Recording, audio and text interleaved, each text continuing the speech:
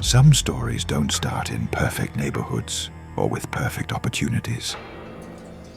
This one starts in El Paso, 1984, a border city where families work hard, money's tight, and you learn early that nobody's handing you anything. Out of that came a kid named Chino Gutierrez, quiet, hungry, watching the world from the edges. And when the wars kicked off, he didn't run from it. He put on the uniform, trained, went overseas, and rode into the same Iraq you saw on the news. Trucks, sand, IEDs, long missions where every corner could be something. No headlines, just loyalty.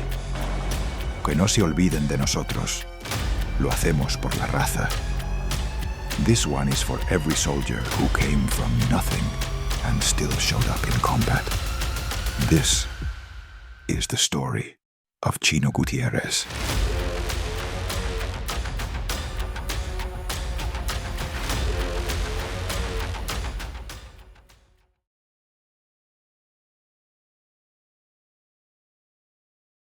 Chino, what's good, brother? Hey, what's going on, brother? How you doing, man? Man, I can't complain, dog. Can't complain at all. Appreciate you taking the time out joining me, bro. Appreciate it, man. Thank you. Thank you for having me. For sure. We're gonna jump right into it, bro. Just take us back to El Paso. What was life like growing up for you in the 90s? Growing up in the 90s was kind of challenging. I grew up in a very low income family, a single mom. I had I had a brother at the time. Now I have two brothers, but I grew up with my mom in Socorro, Texas. What else? It was fun. Like, I was very vibrant. I was outgoing. I was chilling. I was always the one to, crack jokes and have fun and, live life. I didn't know I was fucking broke. When you're broke, you didn't even know when you're broke. So that's the thing about it. But I grew. I had to toughen up at a very young age. Growing up without a father, I had to grow up really quick. Good thing I had some really good uncles in my life and aunts in my life to steer me the right way and to, kind of show me the way that life can be and could be and the possibilities of the world that's out there, not just to settle what I think is that's it. Yeah. And yeah, it was fun. Like, I ain't gonna lie, I was very athletic. I played sports. I still play sports. I got to stay young as much as I can, and I try to do a lot of things. Now that I'm a father, I try to impose the heartache and grind to my daughter now, so she understands that it takes hard work to be successful in life. No, for sure. Socorro is a beautiful place, man. When I was stationed at Bliss, that's where I had my apartment at. Oh yeah, Yeah. it's fun. No, for sure. Okay, so who kept you in line growing up? Your mom, grandma, older brother? Uh, Kept me aligned was my uncles. Sorry, I'm walking right now. No, you good. My uncles, my mom, at some point, sometimes, but my uncles really kept me grounded. They told me that I was really good at baseball, so they kept me grounded, and I was always, playing baseball, and my uncle kind of kept me out of trouble and shit like that. So when I would fuck up, it was more of a, hey man, you're fucking up. Not like, oh, Yeah. it's okay, you're gonna learn. No, it was like, hey, quit your shit before something bad happens to you. And so it was kind of like, and then I would see like some of my friends get into gangs and do the wrong shit, and before you know it, man, it was like, all right, I don't want to go that way. So I kind of stayed that out of trouble, and then just stayed focused on sports and until I went to high school, and then that's when I joined ROTC. Yeah. And then yeah, ROTC, I was really good at ROTC. They had a little program called Cadet Challenge, and it was like a physical fitness like thing. You have to do pull-ups, you run your mile, do sit-ups, and all that shit. So yeah, it was pretty. Have some records. I don't know if they're still out there now. I've Yeah. have the most pull-ups and most sit-ups in a minute. So yeah, at the time. Yeah. That's what's up, bro. Okay. Yeah, man. When did you get the idea to join the army? All right. The honest and raw truth. I had a friend named Ruben Estrella Soto. Me and him were really good friends in high school, and he was in English class with me, and he said, "Hey, I joined the military at that time. He was with a girl, and he was like, I'm gonna join the military out of high school, and this, and that." And then he had joined the 507th Company, which was out of El Paso, Texas. Mm. And somewhere along the line, there was breaking news, whatever, that a convoy from El Paso, Texas had gotten hit with an IED or got ambushed or whatever. And he was one of the ones that died. So I was Mm. like, what the fuck? Like, it was like, holy shit. Like, I went Yeah. to school with this guy. We literally just had a conversation not too long ago about him and everything else, and he was dead. So his family, kind of mourned, and they were on TV here locally and everything else. And the funny thing is, like, I grew up in Portwood, which East Montana at the time. Um, there were there. It's a small community. We're not we're not like high class or things. My we're low income families for the most part. And when we found that out, I was like, man, it hit me, and I said I had to do something. And thing stuck with me was like his mom came out and said he died in vain. Mm. And I was just like, what? Like, no, he didn't. Like, no. So sure as shit, like as soon as I heard that the next day, literally, I went to recruiter and say, I want to join the military. Like I Yeah. want to join, yeah. And then the recruiter's like, okay, like that. So graduated high school. And then a couple months later, I was shipped off to Fort Benning, Georgia. Yeah. How'd you pick the infantry? Did they offer it to you, or you already knew you wanted to do it? I don't know what the fuck infantry was, bro. Yeah. They're like, hey man, you got infantry. And I told him, what the fuck is that? When he got the ASVAB test, and I scored high, and I could have gone some other jobs, but I wasn't right. I go, no, I want to do something where I defend my country. Like at the time, I was high on, one, leaving El Paso, two, doing something for my country, and three, doing something for myself. So at the time, I was like, you know what, I'll go infantry. And then I found out what infantry was, and I already had signed the fucking papers. And sure shit, it was kind of like a calling or destiny, I guess you want to say it. So I rolled with it, man. No, for sure. How'd your family react when you told them you were joining? They were scared shitless. My mom cried and cried and cried, begged me not to go. She pleaded with me for months and shit like that. But I was dead set on doing this stuff. And I told my mom, it's 3 years. They're gonna go by fast, and I'm gonna serve my country, and I'm gonna do something that my grandparents or my uncles had done. My uncle was a Marine, and he went to the Gulf War, so I Okay. didn't think anything much of it. So I was like, all right. But I was dead set on just leaving El Paso. Like I was young, I was eager to do it, eager to start my life, and at the time I was just going through a lot of shit with family, and didn't really know what the fuck I wanted in life. So I figured, you know what, let me do this. Let me just experience this on my own. Let me live life the way I want to. Let me grow up. In other words, so. Yeah. They took it hard, yeah. Okay. What were you hoping to find when you joined? Purpose, brotherhood, discipline? Purpose, more and more purpose, only because like at the time I was going through a lot of family shit. Me and my mom's and my family were at ends, and my brothers like they were trying to find themselves as well. And I was just more that set on doing something for myself so I can be proud of, in other words. So once I got to Fort Benning, I realized, there was so many different cultures I wasn't even fucking used Mm. to, like already, or religions Yeah. or shit like that. I felt like I was just enclosed on, growing up Mexican American, Mexican food, and all this Yeah. shit. And then when you go to Georgia, you get fucking that kind of food, and you're like, oh, Yeah. this is fucking good. Like I don't know, Yeah. I'm like, what the fuck is this? It's good. And then you meet different people. Like I never knew there was different types of people, Yeah. and they came from all sorts of backgrounds and shit like that too. So it was like, what the fuck? So it was more an eye opener. For So yeah, sure. that was definitely, yeah. When he realized I stood out amongst a lot of other people, you get recognized, and people tend to leave you alone. Like don't really fuck with you as much. For So sure. yeah. Yeah. Okay. What was it like when you arrived at 30th AG? Do you have any memories from that? Uh just the my life was about to change moment. Like Yeah. it felt scared, nervous, more like this is a big decision, and I signed up for it. I'm a fucking man. Let's do this shit. At the same time, I was like, what if it all goes to shit? What if it fucking fails? What if, I can't be the person that I think I can be? And it was more of a, well, the only way you're gonna find out is by fucking doing it. You know what I mean? So Yeah. it was you have that moment of silence, and you tell yourself, I got to do this shit. I have to do this, and I will do this.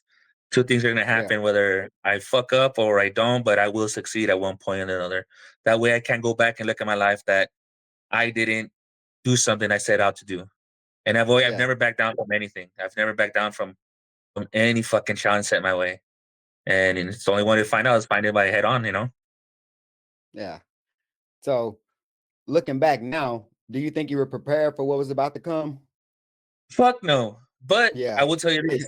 My upbringing and I guess my grandpa's voice, he always told my grandpa was a very strong man and he was a very stoic man. He was very man of little words, but he always said, you know, don't be a bitch, you know, grab your fucking balls and be a man. And but Yeah. he told me in Spanish, so they're Hermano, tú dices huevo y la razón, bro. like be a fucking man and you Yeah. know do that shit. Like you know, like and you're a Gutierrez, like you're be proud of that shit. So fucking do it, you know. And Yeah. that's pretty much what I went off of. That was the grit and grind that I was more off of. And as I've encountered everything in life, I kind of like made adjustments and grew and you know picked up on certain things.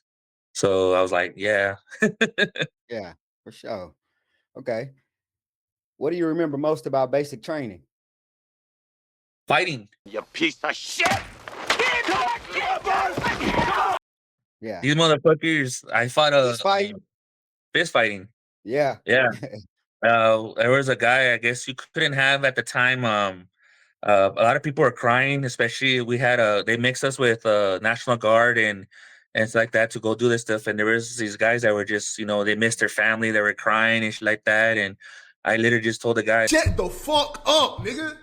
For once. Shut the fuck up, bro. That's all look. Just for once. you know, you're here, you know, if you didn't want to fucking be here, then don't fucking be here. And I guess he got like some kind of uh courage or whatever and swung on me and I started laughing. I Yeah. go, dude, you don't want to fucking go that way. Don't fucking start your shit. And I had to put him down. Yeah. And fucking Joe Sargent's, you know, grilled my ass and smoked my ass and shit like that. And so, why'd you do that? Like, well, he's fucking crying about going home. I just simply told him, well, fucking go home. Yeah. And he didn't like it. He swung on me. So that kind of established me being a leader in the group at Delta 119. And I still remember I fucking told the line number. It was 304. So Yeah. yeah, man. And after that, man, no one really fucks with me. But it was more of like, hey, man, like you got to do your shit. You got to do your shit. And also, it's different people. Like I said, like Yeah. it's just you know when that was the first time I ever actually met a Filipino. Yeah. I've never a guy from the Philippines. I've never met one. I've never seen one. I will, you know, just like, and he was like talking to me in Tagalog, and like, what the fuck are you saying, dude? Yeah. Like, yeah, Me thinking about it now, I think that's probably the first time I ever met a Filipino too, was in basic. yeah. Yeah. I have no fucking For idea, dude. sure. There's black, white, and Mexicans. All I knew, and then this Yeah. other guy comes out. Yeah, man. Okay. Was there ever a moment you thought to yourself, man, what the fuck did I get myself into? Yes, Yeah. when I got my orders to Germany after graduation and basic training and AIT and shit like that. I got my orders to Germany, and at the time, the company I was assigned to, uh, let me go back. I signed up for there was an opening for Ranger School. There Yeah. was opening for Ranger School and basic training, and I had initially applied for it, but there was two people ahead of me that were gonna fill in the slots, but they weren't had made their choices or whatever yet.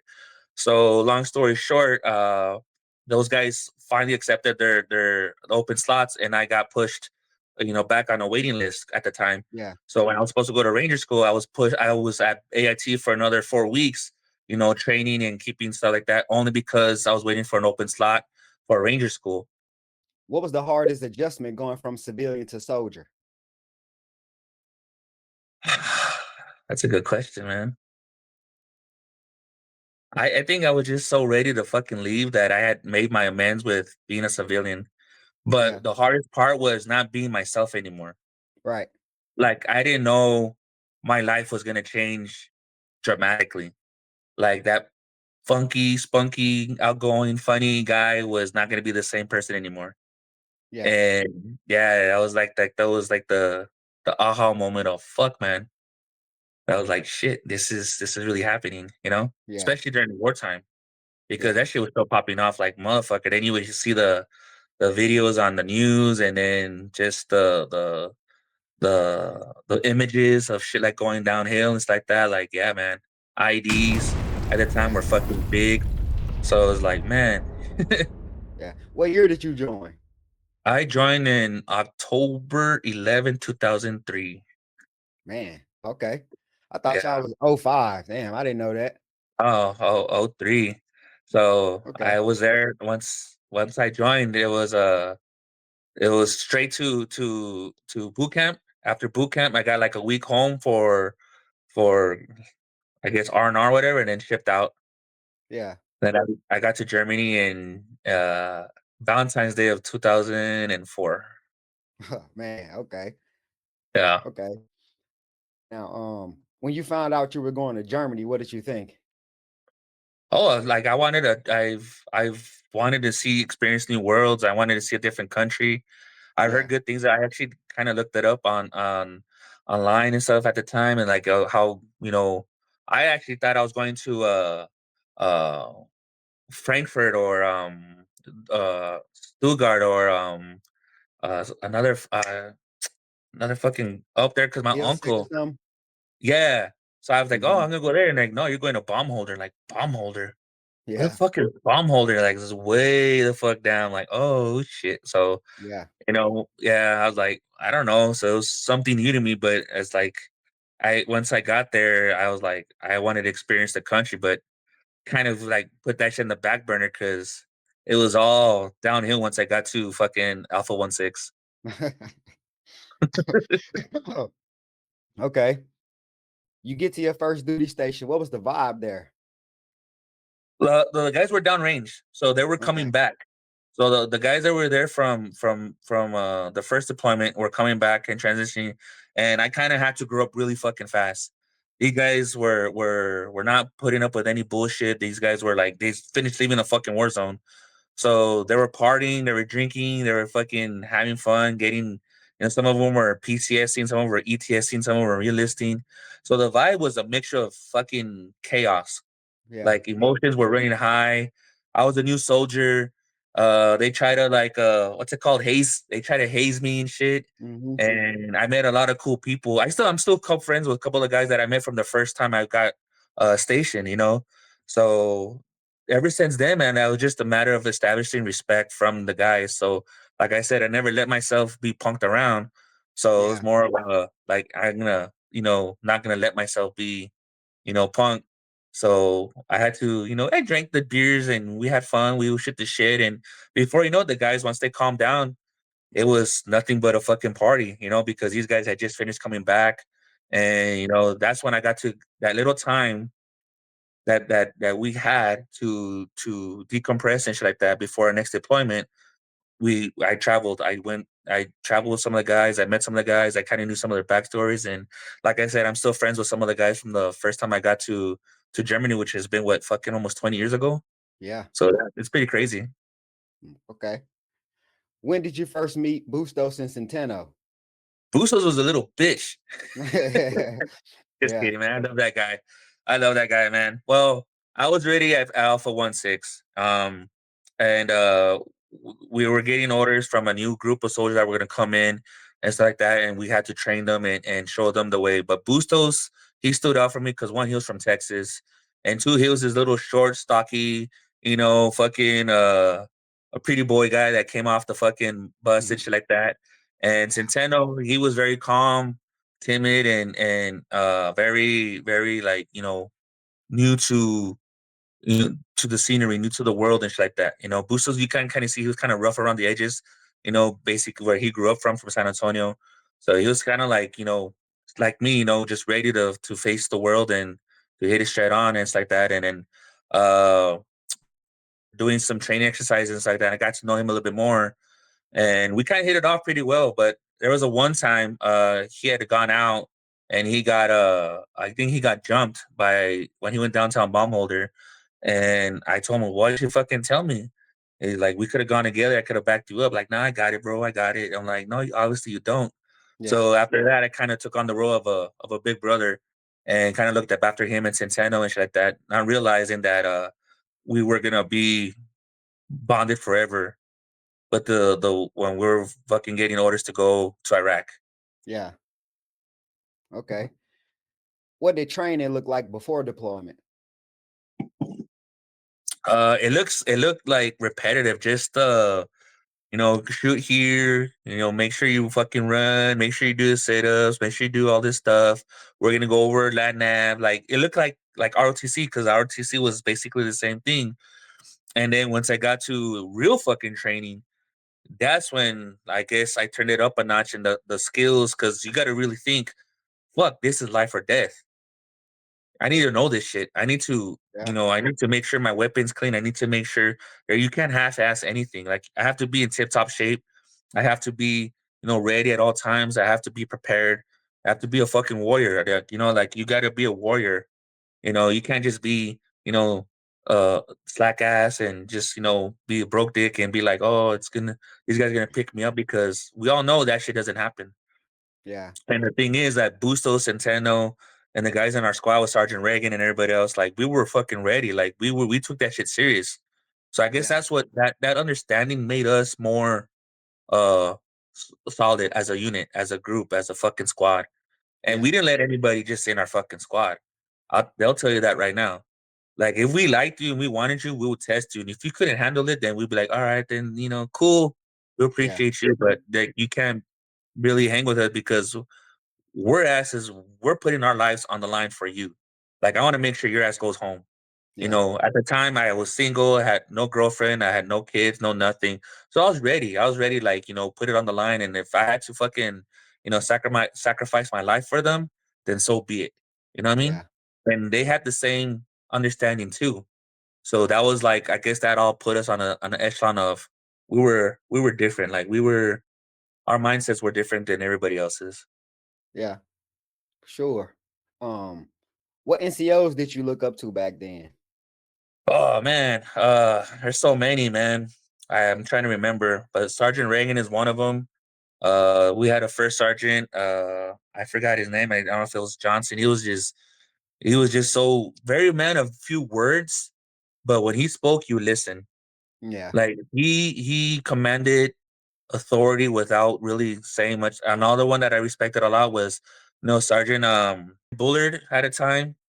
He was one that kind of pushed me to, uh, be the soldier that the guys can rely on, be a leader. There was another sergeant, I forgot. Me and him clicked really good, but a lot of people didn't like him because of his demeanor and the way he carried things. But once I found out his name, I'll let you know. But Yeah.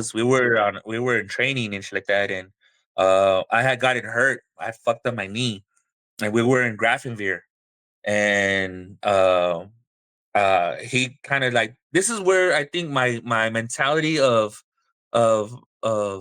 being a leader and just being a soldier took the turn for being a leader. um I got fucking hurt, and these guys were downrange, and they were doing some training exercises, and they were coming back. And he could like, hey, do you want to go see your soldiers? Do you want to go greet them when they come back? I'm like, nah. I go, so you just want to be a punk bitch and just fucking lay in the barracks and not do anything, or you want to be a fucking leader and do something and show that you're gonna be there for them? Yeah. And I was like, kind of like, oh fuck, like yeah, okay, let's go. I want to be there Yeah. for my soldiers. And he's like, you know what, like that you alone being there is gonna make them feel a lot more um proud to be teamed up with you, and if that makes sense. No, for sure it And it's do. so dumb. It showed them like, yeah, even though I was hurt and shit like that, I still showed up for them. So that was like a fucking aha moment of, this guy's gonna be a leader. Like these guys are gonna follow him, type thing. Yeah.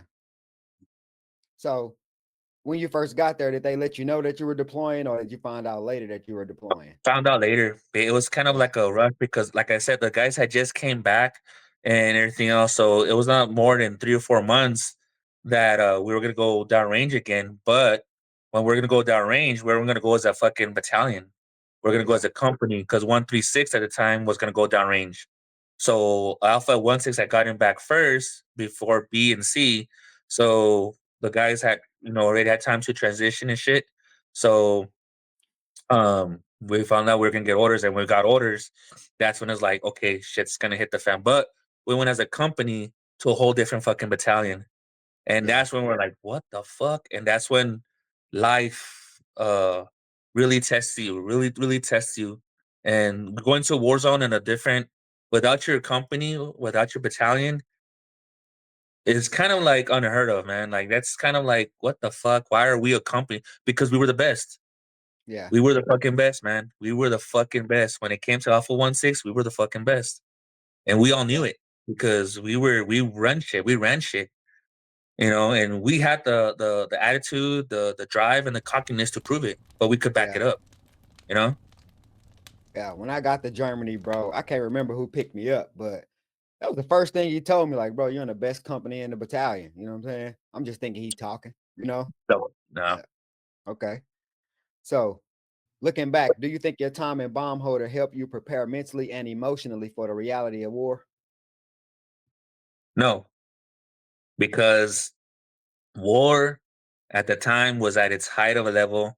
We went to a province known for death, bombings, kidnappings, beheadings.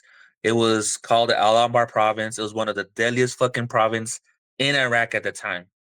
It lasted for a while. So some to some extent, I want to say yes because you're in the military, you're infantry. But when it came to manning up and facing your fears and being scared shitless, but still moving forward, you kind of had to do it on the spot. Like it's either a do or do not type thing. So it kind of guided you, but it wasn't preparing you 100%. It kind of moved you to a point where like you know what, this is gonna be something that's gonna alter your whole fucking life if you face it. This other way, it was more of a uh fuck, type Yeah. thing. Yeah. No, for sure, dog. Okay. So take us back to your first deployment. What was it like and where exactly did you go? We went to hit Iraq 2006, February of 2006. And the fucking moment we got there, we got fucking shot at. Yeah, so we were pulling up. It was an old train station. I remember it was yesterday. We were out in the outskirts of the city. And I think the company that was there or the unit was already transitioning out, going to I think Kuwait or whatever. So we were waiting for them to leave. And what they just did a small reconnaissance and shit, and they were getting shot at. You could hear the gunfire, you could hear all that shit in the distance and shit like that. And at the time, that's when I fucking met Iraqis and shit like that. So to kind of like to ease the tension or whatever, we played a little game of soccer with them. They were big on soccer, Yeah. and we kind of like let loose a little bit and shit like that. And I learned really quick, don't trust anybody besides the guy in your squad because these guys they were just trying to look out for handout after handout after handout.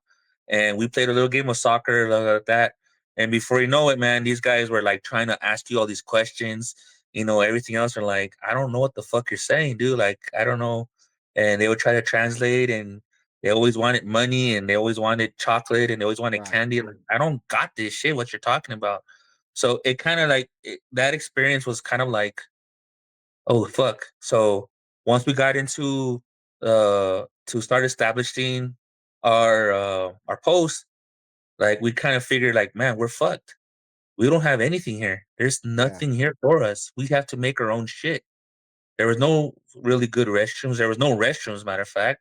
There was no showers. There was no facilities for anything. We had to pretty much build our own shit. So you not only had to use your military training, but you had to use your training that you grew up on too. Either if Yeah. you knew how to build something, you had to build it.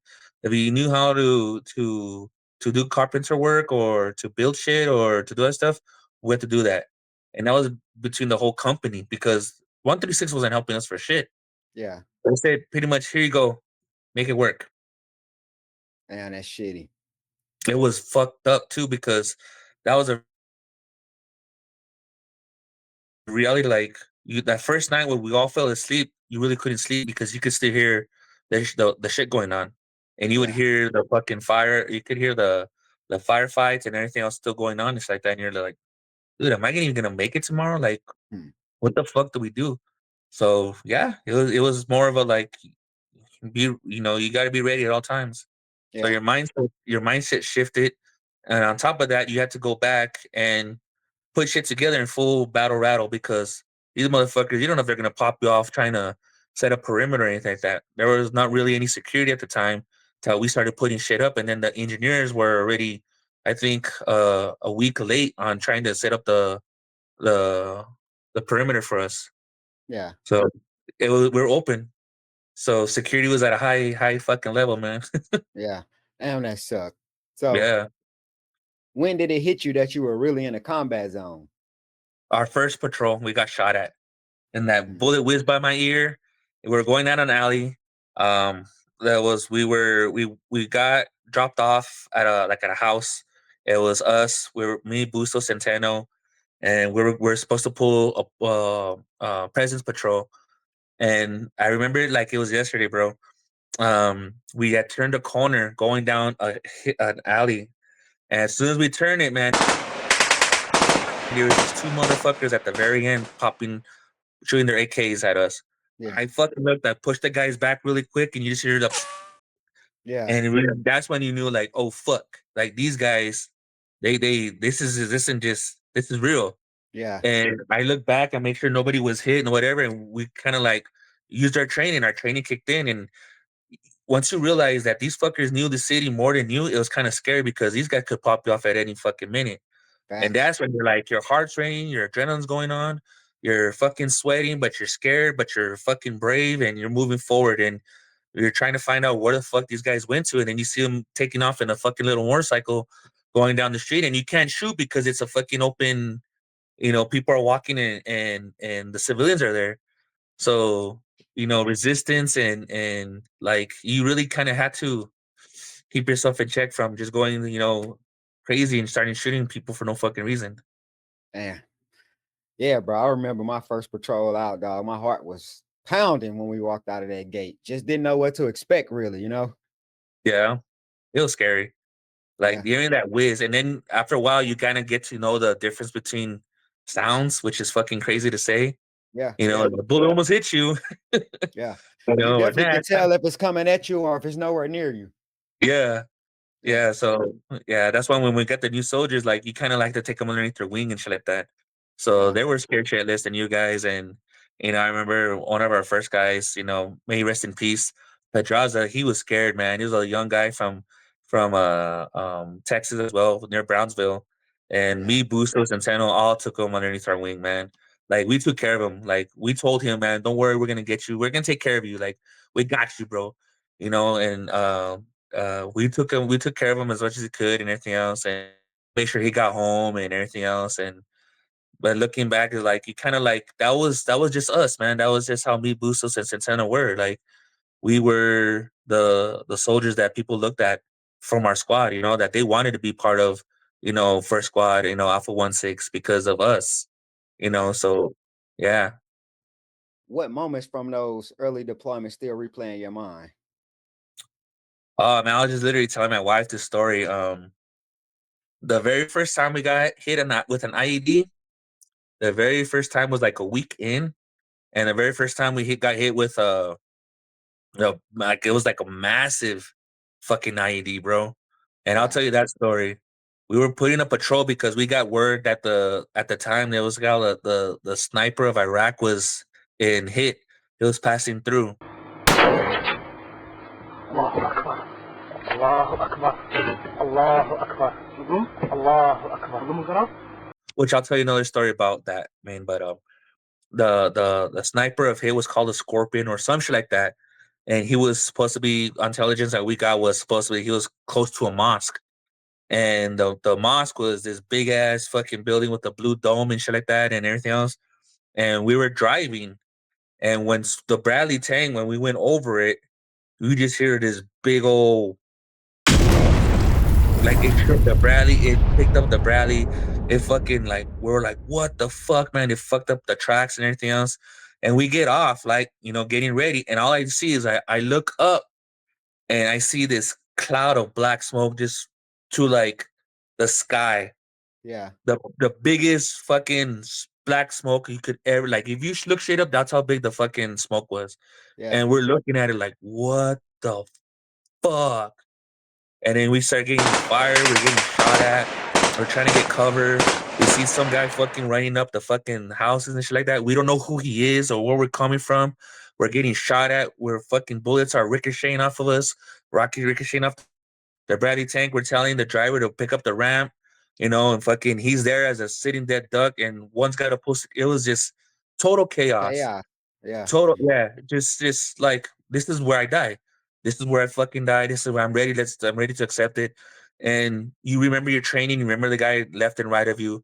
And then you got ourselves. And then Sergeant Reagan was like, "No, fuck this shit. Let's go." And we got ourselves together. We composed ourselves, and we held it down. We called for backup. At the time, we had a thing called QRF. They were alerted. They show up like fucking 5-10 minutes later while we hold our positions, Yeah. and it was all hell, bro. Like all working Bradley tanks were there that we could get. We called in an airstrike. We called in air support. We called in everything, bro, because it was chaotic. It was just so. We checked ourselves after a while, like, are any of us hit? Like, how the fuck did we survive that shit? Not knowing later back, we were all rocked. We Yeah. were all rocked. We were when that shit went off. Like what we thought was like a second or two of fucking haziness was more than that. Yeah. But we were so pumped with adrenaline that we snapped out of it. Bustos was like in and out of it. Centeno, fucking Acevedo. Reagan was like, "What the fuck?" I was like, "What the fuck?" Like it's like time slows down, but it speeds up at the same time. It's kind of hard to describe because you're just like shit. Yeah. Like fuck, man, this is it. Like this is reality. This is where, either you made peace with God or you didn't. Any casualties from that? No, in us, we didn't have any casualties. Yeah. But that's when we heard about Loney. May he rest in peace. That's when we found out the way he passed away was like the drivers were scared. All the drivers were scared shitless, man, because the way I mean, the driver he's a sitting duck in that Bradley, Yeah. so he has to go forward. So he has to move forward, and you have to be the eyes. You have to rely on your guys and shit like that. And what happened was like these insurgents got really good at covering up fucking IEDs, which brings me to when we got with an IED opening a gate. Um, you think back like fuck, this is we're sitting duck. Like this is where we get hit with an ID, and every time was like live in that fear of like, is today gonna be the day that I get hit with an ID? Yeah. Because after Loney, your the way he died and the way they told us what happened was a new projectiles that they were using. It kind of like made you think, I don't want to go out. I don't want to go out I don't want to go out anymore. But you had to go out because you were a soldier. You were with your Raider brothers. You were gonna fucking do it, and we're gonna do it together. Yeah. Yeah, I'll swallow that fear. yeah. Oh, for sure. Okay. What did fear feel like out there, or did adrenaline just block it out for you? Fear set in when it was quiet. When the dust settled and everything else, fear set in because you realize, am I gonna go home tomorrow?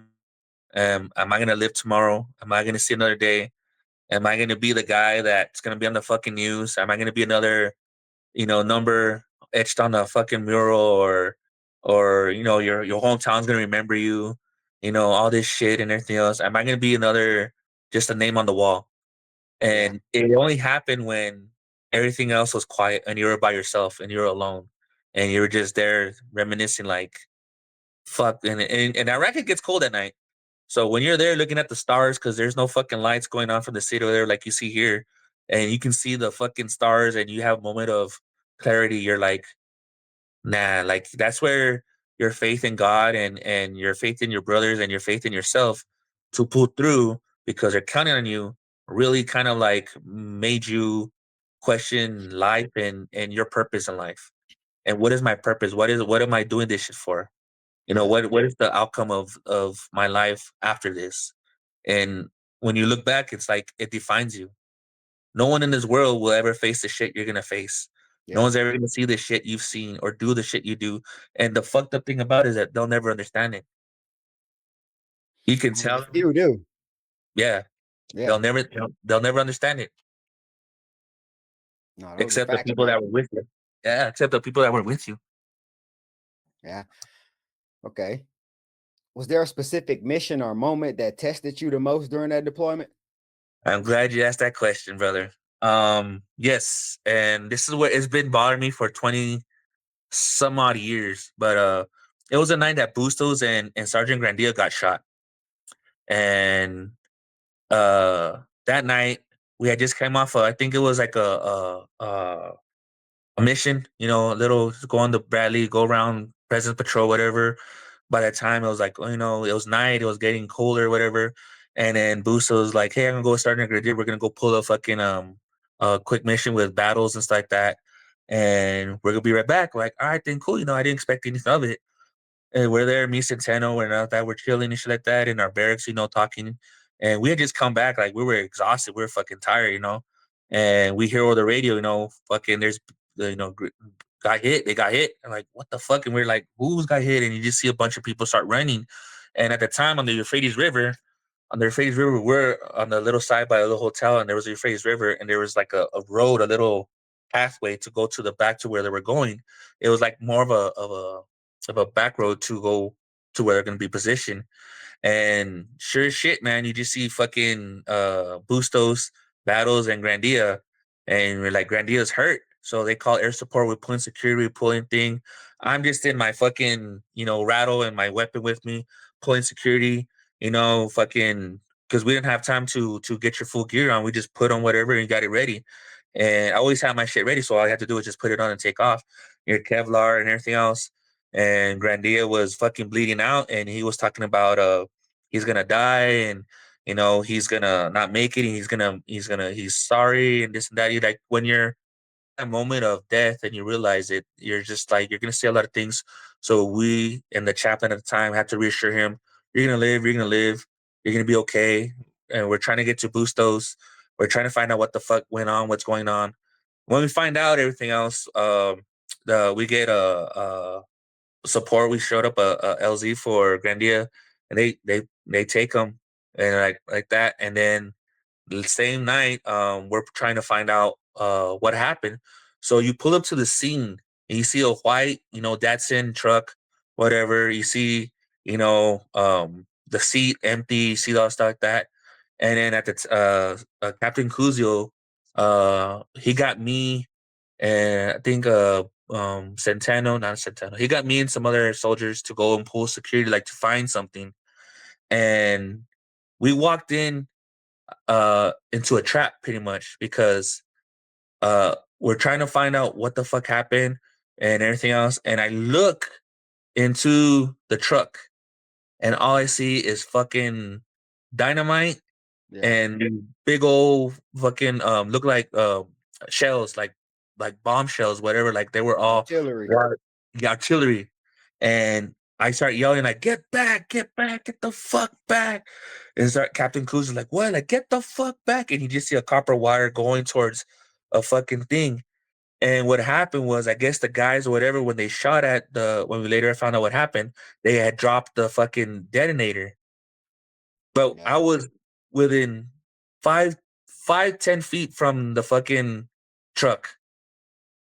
And looking back, we were all surrounded because there was Bradley tanks, there was Humvees, there was fucking foot soldiers looking at everywhere. We were all surrounded. Yeah. So if that shit went off, man, we were fucked. We were Catastrophic. all dead. Yeah, we were all dead. Yeah. We were 100%. guaranteed. Yeah, yeah, because they were like I saw at least artillery shells, at least five, Yeah. rigged up to dynamite and C4, at least. And the plan was like these fuckers were trying to get us together, get us close together, and set that shit off. Yeah. So when I caught that, I told Captain Kuzio, get the fuck back. And I stayed there, like, look, and I showed him with the flashlight we had on our fucking F4. He's like, oh fuck. And he panicked. When you see someone who sees a ghost, like they stood still, like he stopped in his tracks, like shit. Like Yeah. I kind of like, hey, go, get So that's when he kind of like snapped out of it, and he go and got on communication, got on comms, and like, you need to get fucking EOD out here. We found this motherfucker, man. Like we found it, shit like that. And he goes, "Thank you, Chino. Thanks, Chino." And I was never addressed as Gutierrez. I was never, Yeah. never. As I've always been, always been called Chino because that's what the people knew. When I found that out, I was like, man, that was the day and night that my whole fucking life changed because I Yeah. could have been dead, and not only dead, but I walked into something kind of thinking that I let my guard down, and thank God my senses like stay alert, stay alert, stay alert, and Yeah. yeah, I saved lives too. I saved countless lives that night too. Looking back, it's like man, we would all be dead. Nah, that would have been catastrophic if that damn V bid would have went off, bro. Everybody dead for Yeah, sure. man. Yeah, at least 15, man. At least because we were like I said, we were all surrounding the fucking truck, thinking nothing of it. We thought the Yeah. guys were just taking fire, but it was rigged. That truck was rigged to the fucking max, man. Damn. Hmm. So what did Grandia getting shot? What did that do to everyone's mentality? Uh, it was mixture of everything because Grandio was very well respected. He was a good sergeant. Very funny, kind of like and laid back, but kind of like um when that happened, it was more like, oh fuck, like it was. I want to say like a melancholy type vibe for about a day, and then realize, oh shit, we're still in the war zone. You don't got time to fucking be all sorry and be all like, you know, shit had to move on to be moved on. And well, we there were some of the sergeants that were close to him, so they were keeping in touch with like Landstuhl and wherever he went to get a treatment and stuff like that. So we kind of got word of a thing, and then I think the FRG at the time were close to Grandia's wife, so they were kind of relaying some of the messages that he was in good spirits, that he lived, that he was alive. So once we found out that he was alive and doing recovering, we're like, oh fuck, like okay, like Yeah. he didn't. But then Pataki passed away, and then Tejada, and we're just like, fuck. Like when Pataki passed, I think that's what took a lot of more of a thing because the way he passed away was for like what, like Pataki, like yeah, like what, and then you find out how you're like, man, like shit, you know, Is this is this like it's an eye opener. So like I said, it was a roller coaster of emotions and shit like that. And you're just like you're faced with you know, like why am I even doing this? And that's when the shit with battles went down. And with battles, that pissed off a lot of soldiers. You know what I mean? How to talk about it or not, but this guy a lot of the soldiers looked up to. And when you just quit on your guys for whatever reasons you have in a war zone, Yeah. you just don't do that shit. And at that moment, I had to see it for myself that this fucker did not want to move, did not want to have anything to do with us, and that wanted anything to do with the mission and everything else, and just laid in his bed. And I asked him like, "Battles, get the fuck up, let's go." He just ignored everybody, and I looked at him. I still remember it, and then I told him like, that you're gonna live with this for the rest of your life, whether you want to admit it or not. And but I lost all respect for him at that moment Yeah. because that was like a stab in the heart, dude. Because I looked up to him. He was like the older guy in the group. He was the one that was always working out, always talking about being a warrior in a garden, then a gardener in the war. He's the one that got me into philosophy and Japanese. He was really big on Asian philosophy and shit like that. So I looked up to him. I looked up to him because I was young. He was older, and I kind of like wanted to be that type of person to say, hey man. But when that shit happened, I was like, that shit, like, nah, fuck you, dude. Pretty Yeah. much. Yeah. For sure. I mean, yeah, as the leader, you definitely can't quit because everybody's looking at you once shit hits the fan, and you know what I'm saying? You're afraid, and yeah, that's fucked up, bro. We were all afraid, to be honest with Yeah, you. for We sure. were all afraid. Yeah. Like, but we were soldiers. We were Yeah. grunts. We were the motherfuckers that our movies are made out of. You know what I mean? Like, you don't go to fucking watch Saving Private Ryan. Those motherfuckers, what they can support? You know, they're not gonna see a support unit. Yeah. You know, giving water and doing combos. No, they're the grunts. They're the fucking motherfuckers in the shit. Yeah. They're the guys who dropped into D-Day. They're the motherfuckers who were on the battles of Normandy. They're the motherfuckers who were on the front lines all the damn time. That was our job, and that was who we are, and that's what we are, and we'll always will be a grunt. But Yeah. your character backs it up, and when your character, you know, doesn't back up what you are, then you're not that. In my eyes, No, for sure. That's a fact. Okay. So what helped you get through that long deployment? faith. I found God in Iraq, Yeah. and I remember it was at OP 110. It was after Thanksgiving night when we didn't have shit to eat. We had M&Ms. I had peanut butter M&Ms and MRE and water. Then it was Thanksgiving night, whatever. We were pulling security. I had pull of security because we had a Bradley on top of an outpost, and we were looking at. You had to scan and everything else. I remember we were changing shifts. It was me, Busto, Centeno, and Acevedo and Sergeant Reagan. We were out there, and they moved everybody around. And at that time, Centeno had to go, and we were changing shifts, whatever. So you know, Centeno, like he was always cold because he's Puerto Rican. The Yeah. motherfucker's always cold, man, no matter what. So he had his blanket, his little fucking, you know, shit like that, his little fucking everything else. And all right, Chino, you can go. It's like that. And something told me, man, like it was a full moon. The desert was cold. You can see it. Like I can think of it yesterday. And I went out for a small walk, not too far, but far enough where I was away from the tent, but away, not too far away from if anything would happen. And I literally just told God, you know, I spoke to God and I gave him my life to Christ that night. And I said, you know what, God, whatever you have for me, whatever your will is, you know, I give my life to you. Like whatever you see fit for me doing in this world, it's yours. Like I'm no longer gonna, because at the time I kind of like questioned my faith. I questioned everything that I saw, and how can you know evil and love happen and all. Like I was just in that phase of, you know, I don't know if you've gone through it personally, but you question your faith, you question your existence, and you question your thing, especially being young in a war zone Yeah. and realizing that hey, it's the months are winding down and you're getting closer towards the end of your deployment because at the time we had gotten word that hey, we might be leaving soon. Like December, we might be leaving. So it's already November. We might be leaving next month. And you're like, am I gonna survive? Am I gonna get the chance to go home and you know do the things I've always wanted to do, or am I gonna get cut at the last second? Yeah. So you're kind of like facing departure, but acceptance at the same time. That's dope, bro. For real. Okay. You served with Bustos and Centeno. What do you remember about serving with that group? Those guys I would give my life to, and they will do the same for me. Yeah. Those are the guys that you find they're like a diamond in the rough, man. And I'm just glad I found two at the same time. Yes. Those guys, like I know about their lives. I know they know about my life. I know that we still keep in touch to this day. We're good friends.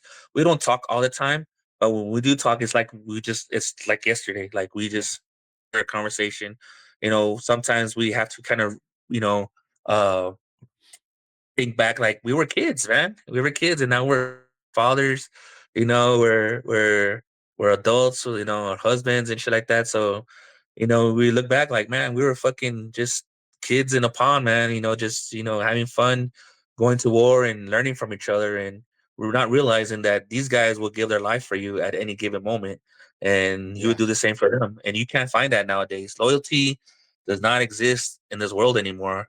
And if you find Not in it, the you got to keep civilian that. world. Yeah, you got to keep that shit. And it's Yeah. hard. It's hard to keep that, especially in civil, like you said, civilian world, man. Because nowadays it's not what you can do for me. It's yeah, it's not how you can do for me. It's what you can do for me. In other Yeah. words, and that it sucks. It's more of a like, That's fact. I would help you out, but what's in it for me type shit. And Yeah. these motherfuckers, if you would ask them, hey man, can I borrow $100? Here you go. You know, hey man, And not I'm even kind of saying when you gonna pay me back, you know? not even like, hey man, hey, I'm in a rut. Can you help me out? What do you need? I Yeah. got you. Yeah. You know, nothing. Like, here you go, dude. Whatever. I got you, brother. I got you, brother. Sure. Not like, ah, man. But you got your civilian friends. Oh, dude. I can't right now, bro. And I'm Yeah. like, all right. You just learn to live with the okay, cool. Yeah. But you remember. But you remember. So, what was the first thing you noticed about yourself when you came home? I was an asshole.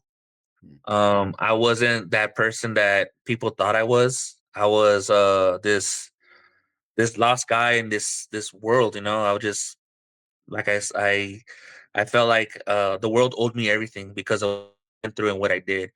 And when you find out they don't really give a shit, it's Yeah. like, damn, you know, it's like but it's in your mind, you know. It's your own self conscious of saying, I did this, so you should bow down to me. You know, I did this. Where's my welcome home fucking ceremony or my reception and shit. And you realize like life goes on, man. Yeah. You know, you're just so it was very difficult. And then one thing, I'm just glad I had a very good support system with my family because it could have gone south either way, man. You know, I realize, you know, how fast people can go out of the military to civilian and get caught in a rat race and feel like they're like a duck in a pond.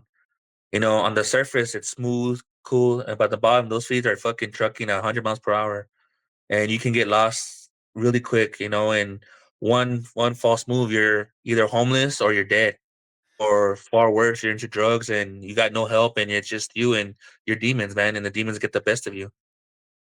Okay. Um, do you feel like people understood what you went through over there? No, and they never will. But I've Yeah. learned to accept that. And it wasn't until I met my wife, my that I kind of told her a little bit more about my story, a little bit more about me. I opened up to her a lot to the fact that she's the type of woman I can trust and know that she's not gonna judge me and be like, "Oh well, you know, this, and this, and all of this shit." So it was when I told her we're gonna go see Boo Antonio and have a little small reunion because you kind of miss you miss your brothers, man. Like I ain't gonna lie, like I Sure. miss Boosos, I miss Antenna, I miss the guys. We're gonna have a reunion soon. I'm hoping everybody can fucking show up and go to it, you know. And we don't have to do everything, but I mean, if we're just us at having lunch or dinner together and just shooting the shit, that would be like, the perfect thing to do. You know what I mean? I understand a lot of guys don't want to come because they don't want to participate and all this stuff. But at the end of the day, man, like I'm from El Paso, it's in El Paso. We can do other shit besides, that. But I just would like for everyone to fucking come and, see each other for one time that may not happen again. We're getting older, time is moving fast, and our memories and our stories need to be heard. So Yeah. when I went to San Antonio with my wife to see Bustos, she kind of got the gist of who I was as a soldier, who I was as a person, and who she married. And Bustos kind of told her like the like, hey, I'm fucking Chino, man. Like you got yourself a good guy right there. You know what I mean? So it was more of a like, and Bustos don't have to say, he doesn't have to blow smoke up anyone's ass. He just says how he says it. But the way he speaks and the way he's very passionate about his soldiers and the way he's close to people, you know if he likes you or not. You know what I mean? And Yeah. I'm pretty sure you understand where I'm coming from. If I like you and we shoot the shit and we're talking shit to each other, we're gonna talk shit in a whole different lingo as opposed to other people. You know what I mean? Like we're not Yeah. gonna be like, oh hey, how's it going, buddy? How you doing, brother? Yeah. No, we're gonna Yeah. Yeah. fucking like, hey, what's going on, bitch? Like, hey Yeah. man. That's how we are. So that's how like it's the truth and it's sincere and it's honest. You know what I mean? So when my wife found out who I was as a person and everything else, her perspective and her mindset was like, oh shit, like wow, like I do have, but he goes, she would have never known, Yeah. she'll never have known because I've always, you know, didn't want to share my story with anybody. Most guys don't like talking about it, you know? No, and they don't. And And I understand why. I really do, because sometimes when you open up to people, they'll throw that shit in your face. When Yeah, you open up to certain people, they'll use it against you. And when you open up to people, they kind of use it as a weapon to hurt you instead of doing good, and not yeah, understanding you, and not understanding what you went through. Actually, you went through is the shit that most people will never fucking endure. And like I said, like we all go through some shit in life, but how many of you go through war? yeah, An actual fucking war zone, and like how many of you actually go through, seeing death and seeing, you know, firefights and bombings and experiencing what you see on the news and TV and movies is actually happening in real life. Not very many, no, for sure. Mhm. Okay. What is something you wish people knew about veterans who come home from war? That's a good question, man. I really wish people would understand that they're human. They're they have emotions. They have uh some people are strong minded, some people are weak minded, some people are sensitive, some people are tough, some are sheltered, and some are closed off, and some just need fucking uh guidance and reassurance and help. They're not gonna be like, hey, I need help. I need help and this and this. They're not gonna do that. You kind of like some people need to be told, hey man, are you okay? Are you good? Do you need help with anything? I'm here if you need anything. Like just to even have a ear to lend so you understand and let them really focus on, hey man, like I may not know the answer, man, but I can try to help you out as much as I can. Let me Yeah, look into helping you out. But at the same time, I think veterans need to be understanding of if no one knows about it, how can they help you? You know what I mean? right. Like I think it's very important for certain veterans to reach out. And I'm not saying as a pity party, or I'm not saying as oh help me please, I deserve it. I'm not saying that because we know certain veterans when they need help, they won't ask for it. They say I got it, I'm good, I'm okay, I got it, Yeah, whatever. But when a veteran reaches out, don't ignore it. Even on social media nowadays, you can see it on certain posts and shit like that, like someone's asking for help. You know what I mean? It's very subtle signs that you can pick up on that I think people overlook and think that, oh man, this guy's being, super emotional today or whatever. And reality is like, hey man, this guy's reaching out for help. He's yeah. he's asking for help, but he's not gonna say it Exactly directly. what He's it saying is. it indirectly. Yeah, man. So Yeah, I wish civilians would be a little bit more cautious, or not cautious, but caring to, like, hey man, this doesn't seem right. Like if your intuition or your gut's telling you something's off, reach out. So I wish the villains would be a little bit more. Sometimes we get lost in our own fucking shit that it's kind of hard to catch it. But as if you're friends and stuff like that, I think you can catch it at that moment. You know what I mean? yeah. No, for sure. Okay. Other than Bustos and Centeno, do you still talk to guys from that deployment? Yeah, I talked to Dustin Wisdom. That's my boy right there, man. That motherfucker, he's one of my good friends. Uh, Sergeant Reagan. Sometimes it's been a while, but I still have him on my friends book. Sergeant Bullard, I talk to him once in a while, sometimes here and there. Little things. Ping, I talk to Travis Ping. Me and him talk sometimes. Marrero, he's in San Antonio. He beat leukemia. Yeah, for sure. Yeah, and he beat leukemia. Since Centeno, Bustos, we talk. Um, for the most part, just Ben House. He was one of the first soldiers that I met when I got assigned to Germany, and Nate Reynolds is another one. He has I think concrete business in Vegas. Little things here and there. Like I might not catch everybody's name. I probably forgot a couple, but I Yeah, apologize. But yeah, I keep in touch as much as I can. But like I said, I'm an open book, man. Like if they can reach out to me, I'm not gonna be like, oh, you're too good for me, whatever, whatever. You know, um, so that's how I am pretty much. We may not talk all the time. We may not, communicate for months, but I'll drop a line or they'll drop a line once in a while just to make sure that we're doing okay and we're good. sure. Okay. If somebody from that deployment is watching this, what do you want to say to them? Thank you. I want to say thank you for being who you are. I want to thank you for serving with Alpha 16 and being a fucking raider, being a grunt, being 11 Bravo. Be proud of it. Be proud of who you are. Be proud of what you've accomplished. If you need help, if you need mental help or whatever it is, don't be afraid to reach out and ask for it. You know, we all got fucking demons we're facing. We all got shit going on in our lives, but you know, be the person that you are and reach out. You know, like we're all brothers. We're all, you know, grunts. We all fucking like to say we got it. But at the end of the day, we need that guy in that foxhole next to us. We need that battle buddy, and you need to have that eyes behind your back. We need those guys who got your six, and we got your six. We just need you to, you know, tell us, hey man, I need help. Also, be proud of what you've done and accomplished in this world, man, because without you, man, there would be no fucking stories. There would be no fucking brotherhood. There would be nothing. And God has a purpose for you.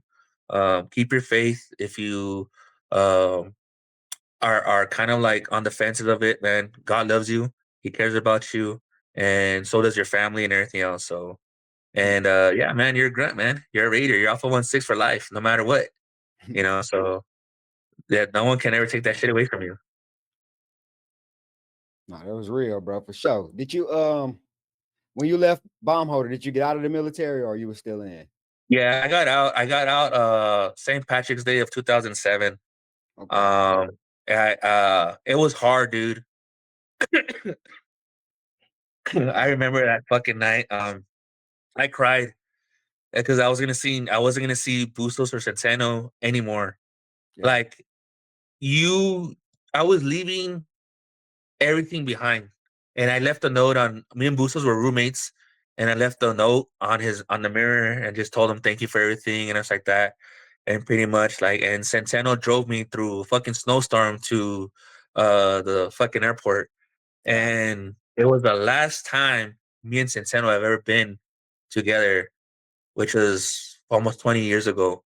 Mm. And me and Bustos in San Antonio, but that was the last time that I look back that I wasn't gonna see these guys ever again, physically in person.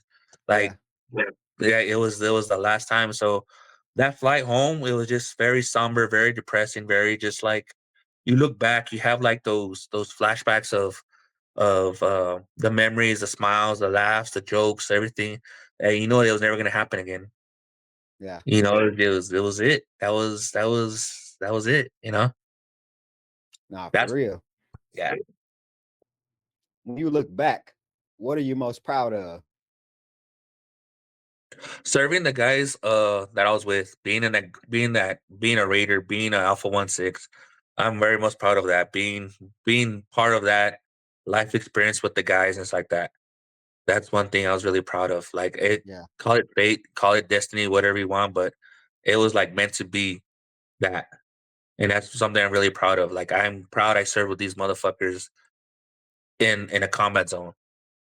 You know what I mean? Like it's one thing that I'm really proud of. Yeah. I get that. Cause that brotherhood, like, Busto's my big bro. You know what I'm saying? But you Bustos and Centeno bond is completely different from me, Bustos and Centeno bond. You know what I'm saying? Yeah. Yeah, So man. Like I tell you, man, like it's just the way it happened was just I don't know, man. I can't explain it. Like I really yeah, can't explain it. Like he clicked, and we still click to yeah, this day. yeah. Okay. How do you want people to remember our generation of soldiers? We were the last of the greats, man.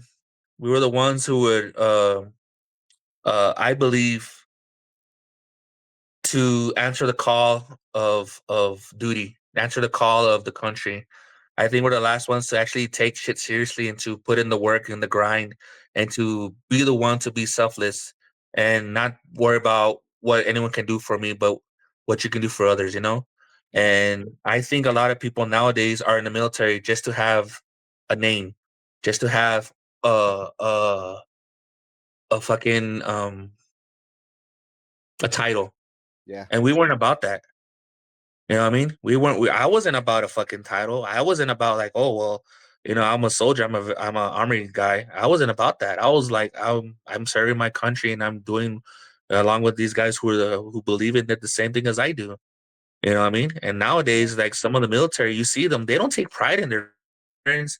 They don't At take all. pride in their uniform. They don't take pride in who they are. They don't take pride in any of the shit that they're trying to accomplish. You might get one or two, but nowadays, like you see the military, like, man, if we were going to war right now, we'd be fucked. You know what I mean? Yeah. Some of these guys just they don't give a fuck. And if something were to happen, they'll get out.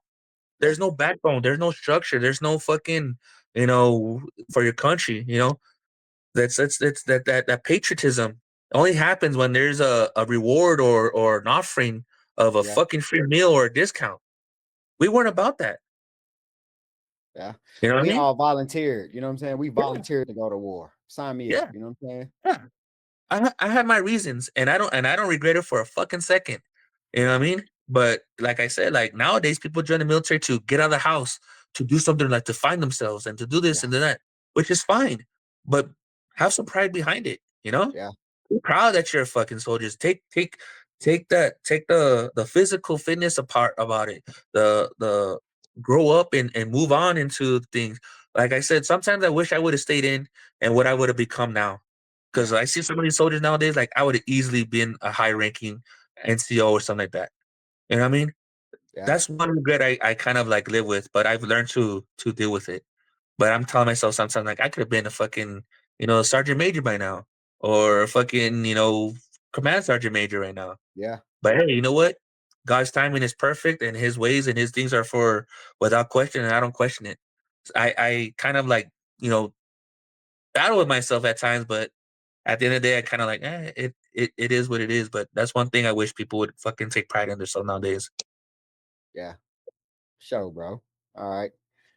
Last question. Yes, sir. If you could speak to your younger self getting off that bus at Fort Benning, what would you tell him? It's gonna be all right, man. It's gonna be all right. Yeah. You're gonna make your family proud. You're gonna make your grandparents proud, and it's gonna be all right. You're gonna be the person that you're destined to be. You can learn it is by facing life. Like I said, like I grew up, poor. I grew up, on the struggle. I learned how to, manage things like stuff like that. So I was kind of already, greedy at myself. So I was like ready for that. So if I would tell myself that I'm gonna be all right. Yeah. I'm gonna be okay. Yeah. Chino came from El Paso with nothing guaranteed and still showed up in Iraq when it counted. That's the part people never see. The regular soldiers who laced up, rolled out, and didn't ask for credit.